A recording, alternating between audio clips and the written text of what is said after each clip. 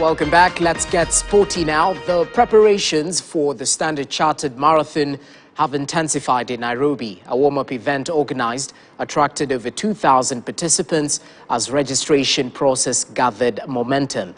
The event scheduled for the 29th of October 2023 is targeting 25,000 participants.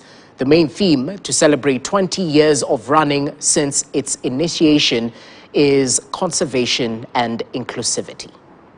Imekuwa mzuri, imenimotivate. Nitaendelea kuongeza speed work, speed endurance, ndio niweze kufanya ya October full marathon. The Standard Marathon sasa nataka kukuja kukimbia 10 kilometers because kuna ile challenge yenu mnakuanga nayo ya kupeleka watu Dubai. So I'm looking if I can make a good person for Standard to win the medal Dubai.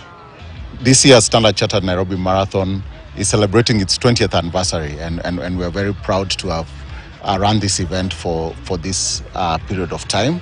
One of the key things that we've tried to do over the years is to build a more inclusive marathon. So today's warm-up race serves two purposes. One, to keep on bringing that inclusivity to the marathon, and therefore have a warm-up race focused on persons with disability, but also to launch a training program for persons with disability, so that when as they prepare for the marathon, they have the right technical support to run a fair race.